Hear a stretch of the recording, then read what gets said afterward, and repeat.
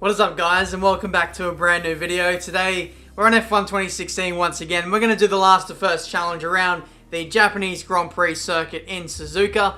And yeah, it's been a while since I've done this mini series, so I thought I'd get back to it today. Starting in last place in Japan. Let's see if we can win this race. I'd say that out of all the times I've ever tried to do the last to first challenge, this one in particular is going to be the most 2 hours later. most ambitious last to first challenge video. That's the word I was looking for. Aggressive, most interesting challenge that we're going to do yet, because we're going to be doing this one in the McLaren Honda, driving as Fernando Alonso. In recent Grand Prix, he started a long way down the pack in a lot of those races and made his way towards the front. So I'm going to try and replicate some of the performances that Alonso has been putting in recently in the McLaren Honda. So this is going to be a good comparison as well, just to compare to what I'm used to driving in the Manor Mercedes that's fully upgraded, is a genuine front runner. Now jumping in the McLaren, which is kind of like in the realms of the midfield, around 15th place, I'd say is where the McLaren belongs on genuine merit on this game. But looking at the race strategy, it looks like we've got a one-stop going from the softs to the hard compound tyres. So I put a setup on. I put the regular setup that I put on my career mode car. So I don't know if this is going to gel completely with the McLaren Honda, but we'll have to wait and see. Maybe there's a little bit too much downforce, but in saying that, we should be pretty good through the first sector. So it's going to be interesting. Let's see where we end up. I'm not expecting to win this race, but if we could end up inside the top 5, I feel like that'd be almost a race win for this McLaren Honda. Alright, so here we go. 5 red lights for this Japanese Grand Prix, starting from the back. Let's see what we can do in this Grand Prix. Away we go. This McLaren Honda does sound very different to the Mercedes powered car, so we'll have to see what we can do heading into turn 1. There's already yellow flags. Someone's gone. 4 cars are off to the left-hand side. I think there was a Red Bull, one of them was a Force India, and then of course a Ferrari as well. In the, I think it was yesterday's career mode video, Kimi Räikkönen got the raw end of the stick so much in that one particular race. I wonder if that bad luck has translated into today's video as well. Kimi Räikkönen doing very, very well as of late in the regular Formula 1 season. I've just watched qualifying for the Japanese Grand Prix. I'm not going to spoil anything, but what I will say is it was actually very exciting. It was quite close, the gaps between the top teams, and even in qualifying too, the delta for all the midfield teams trying to beat the cutoff time. It was very, very close between some very established and very good drivers versus some of the guys really trying to get out of the danger zone. So yeah, it's a different change when Japan comes along, because it's in the afternoon for me in Australia, whereas you guys, if you're from Europe or the UK, have to get up at like 6 AM to watch that. That sucks. I'm going to be going through that when we get to the US rounds of the championship. So Coda, Brazil, and Mexico. So that's going to be great. But anyway, talking about regular F1, we've made our way up into 14th place. I think arguably if I did this in post-commentary, which wouldn't be as fun to be honest, I can drive a lot better when I do post-com and just focus entirely on the driving. Would make some of these results a bit better, but to be 14th place at the end of the first lap, I'll definitely take that. Must have been yellows through turns 1 and 2 possibly. Going through the S section now. I want to set up Carlos Sainz. Basically it's a patience game. Unless you can get alongside, get up the inside, you really just got to set them up. Just try and take a more flowing run and then get them on the exit of all the S's there. So that's 13th place. Looking up at the timings, missed the reference point to turn in for the first Degner, which isn't great. I'm going to try and go the inside of Magnussen here. I feel like we're close enough, and he is stuck in a bit of traffic, so that enables that move to get done there. Really had to slam on the brakes to avoid running into Palmer, but we managed to negotiate that very cleanly. Running with ultimate difficulty, if you are wondering, of course. Simulation damage, of course, as well. Let's go for a move. One thing though with this McLaren Honda is I'm very confident under brakes. I can come into some of these corners and know that the McLaren is pretty decent in the corners and just has that braking stability that maybe the Manor car doesn't. But anyway, going through 130R, we do have that lack of straight line speed, so that opens up some opportunities for the AI to go for some moves at the end of straights and what have you. I'll tell you, like when I race in career mode and I come up against the McLaren Hondas, they are so easy to pass because of their lack of straight line speed. That's nice. I thought that was one of those moments where I could have got up the inside there. I've run into the back of Hulkenberg there, which wasn't, you know, great on my part. And again, there's been no consequence of running into the back of him there. Haven't got any front wing damage, but we are going to go up the inside here. Lock the inside front. Didn't really show any cooperation there with Hulkenberg. Just said, get out of my way, I'm coming through. And we move up to 9th place now. One thing I didn't really pick up on is a lot of the people I'm racing are all on hard compound tyres, so it's making things quite easy for us to make our way through the field.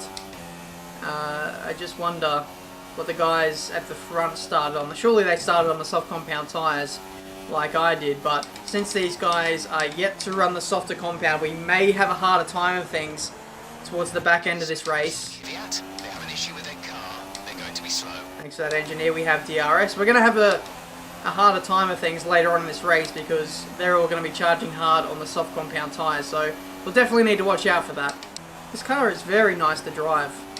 Very stable. It's got good grip, which I was surprised about. It turns well in high speed as well, especially high speed.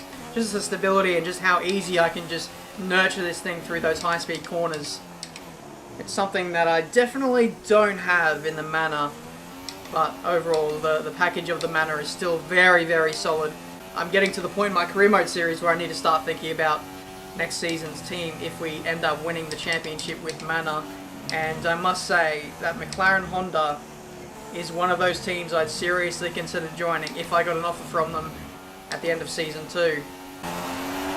Alright, Jensen's pitted. Let's run into Rich Revs. Qualifying lap because we're pitting on this one now. Into the pits now at the end of our lap. It's been a very solid one. Let's slow down for the marks. Yes. It's always very satisfying when you can slow down right at the last second and get within the pit speed limiter. You know you've attacked the pit lane and made up some good time. So now we need a good pit stop because we're racing up against our teammate Jensen Button, who stopped on the previous lap now as we rejoin on the circuit. He hasn't come up recent. I don't think he's gone past us yet, so we'll see where we end up. Jensen is right behind us, and yes, we have jumped him. Great in and out lap. A good stop too. Oh yes, that is awesome. Now at this point I need to keep pushing because the car's ahead. I'm not too sure who stopped and who hasn't, so we're just going to make up that time and overtake them regardless. Oh dearie me. One of the Williams went up the inside of Ericsson there. Completely left him out to dry on the exit of 130R. Easy pickings. Not going to be able to run in this engine mode much. Yes, I know, engineer. About to lap over target. Drop down to mix too soon. I will do. The fuel efficiency definitely isn't as good as the Manor, which is to be expected because it's fully upgraded. So need to be a little bit wary on the fuel usage. Fucking hell. That back end though. I see the struggle now of driving the McLaren Honda. Literally have to run in rich revs just to kind of stay on par with the cars ahead. And it's really eating into my fuel usage here. It just makes things so much easier when you've got a car that's good in a straight line. It just gives you free lap time essentially. I just have to work that much harder in the corners to make any difference. Okay, at this point I need to set caution to the wind here because we're not making any inroads on Massa in front. We're going to have to burn fuel in order to catch him, get in the slipstream, then when we do catch him, got to save fuel and hopefully pass him at the same time. Come on. Oh, yellow flag. Yes. Yes. Slow down, Massa. Slow down, everybody. This is the chance that I need. It's another Ferrari. And it's Raikkonen. So Vettel was the one who got caught up on the first lap. Someone might have lost a bit of their front wing as well, which might make things a little bit more interesting for us, and we've definitely made some inroads to Massa because of that incident, so it's definitely game on now.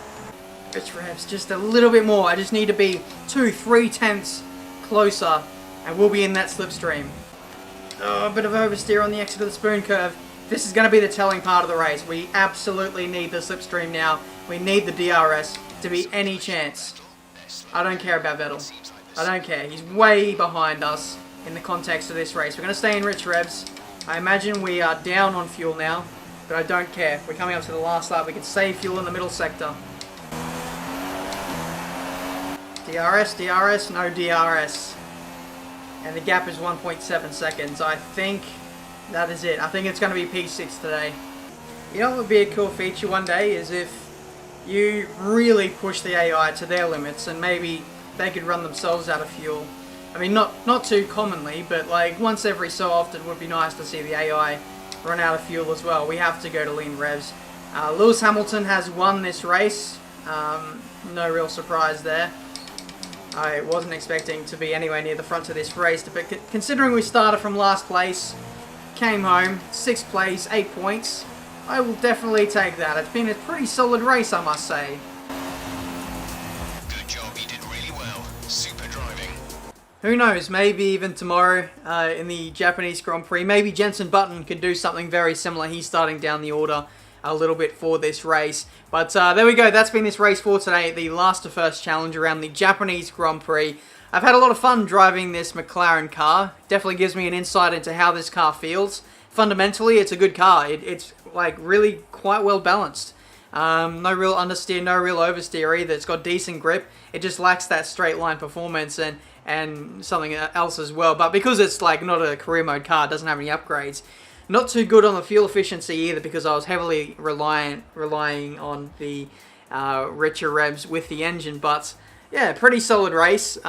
We made some pretty good overtakes in that one. Got through the field very, very quickly in those first few laps. And then, you know, Felipe Massa was like the little carrot that was dangling in front of me. I tried to catch him as much as I could, but on a track like this, it was very, very tough to make inroads on arguably one of the quickest cars in the field for straight line speed. That is the Williams F1 racing car. So that's been this video for today, guys. Leave a like if you enjoyed. Subscribe to the channel if you're new. Maybe in the comments, let me know what car I should drive in career mode for next season. I might explore driving some just different cars, maybe in just one-off videos, just trying to know the ins and outs of particular cars and seeing which ones I like.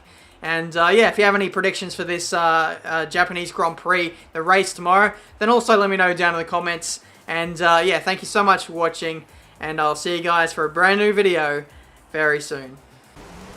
And for those of you guys who are wondering what happened at the start, this is the incident with the Red Bull and the Ferrari into turn 1. It was 4 wide through there. The Ferrari's gone, the Red Bull's gone, and so is the Force India. Who knows, maybe we'll have something similar happen in the race tomorrow.